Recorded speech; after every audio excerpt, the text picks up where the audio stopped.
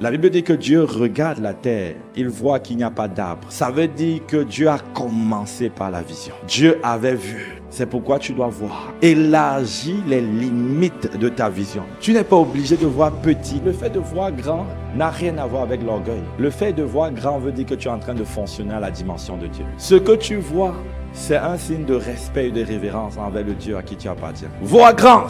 Peu importe tes compétences, peu importe tes capacités. En réalité, même souvent, nos capacités sont un handicap pour Dieu. C'est pour ça que Paul disait, je me plais dans mes faiblesses. Parce que dans la faiblesse, lorsque tu as la bonne humilité, tu te tournes vers Dieu et sa force s'accomplit. C'est pourquoi ne laisse pas les épreuves réduire ton rêve. Ne laisse pas les épreuves obscurcir ta vision. Mais à travers les épreuves, vois le Dieu qui marche avec toi dans l'ombre de la vallée de la mort, qui ne t'abandonne pas et qui est en train d'exécuter son plan. Dieu t'introduit dans une nouvelle saison. Et à travers les épreuves, les difficultés que tu as, il y a des choses que Dieu veut bâtir en toi. Et l'une des choses que Dieu veut bâtir, c'est l'humilité. C'est la dépendance à lui. C'est le fait d'apprendre à compter sur lui. Sauf que dans cela, tu laisses le diable poser l'aigreur, la jalousie. Et tu ne laisses pas Dieu te façonner et te bâtir. Dieu veut bâtir l'humilité. L'humilité, c'est le cœur de quelqu'un qui se répand devant Dieu, qui dépend de Dieu. Ce n'est pas forcément le cœur de quelqu'un qui n'a pas des accès d'orgueil. Parce que les accès d'orgueil, lorsque quelqu'un est humble, il est discerne et crie à Dieu. Et lorsque quelqu'un est orgueilleux, la Bible dit que Dieu lui-même le résiste. Dieu ne va jamais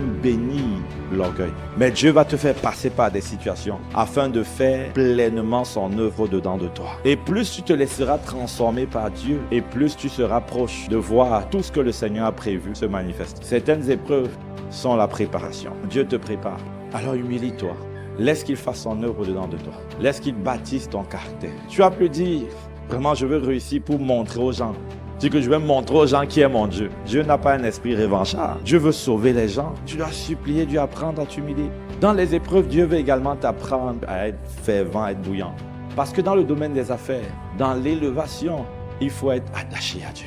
La Bible dit que nous sommes métamorphosés selon l'image que nous contemplons. Ça veut dire que tu commences à récupérer le poids de gloire selon le degré d'exposition que tu as à la présence. Plus tu t'exposes à la parole, plus il y a la gloire de Dieu réjaillit sur toi. Et quand tu vas arriver dans un secteur, la domination qui contrôle ce secteur-là va dire, ah, garde à vous, on te laisse passer. Pour réussir en tant que chrétien, tu dois être spirituel. Donc si tu es un chrétien charnel et que ce qui t'intéresse c'est d'avoir beaucoup d'argent, mon ami, tu as choisi le mauvais camp. Le dernier point, la Bible dit, Dieu dit que la lumière soit. Ça veut dire que Dieu a créé par la parole. La troisième clé, c'est les confessions de votre bouche. Faites attention à ce que vous dites. La Bible parle de la connaissance et de la confession. Dieu a créé toutes choses par la parole. La parole, elle est créatrice. Tu ne deviens pas le résultat de tes prières, tu deviens le résultat de tes confessions. Il y a des gens qui confessent la parole à l'église, mais dès qu'ils sortent, ils commencent à confesser autre chose. Les paroles sont également ce qui nourrit ta vie. La Bible dit que la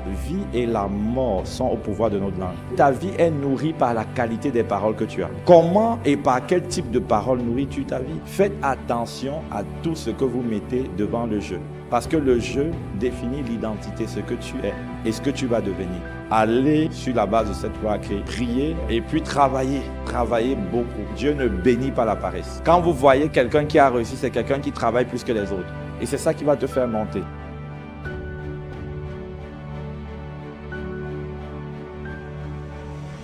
La grâce vient détruire les chaînes. Les liens familiaux qui te retenaient dans la pauvreté sont brisés!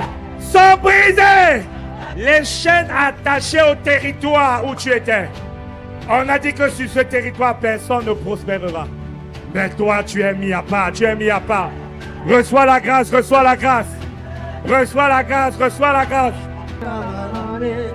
Dieu te délivre.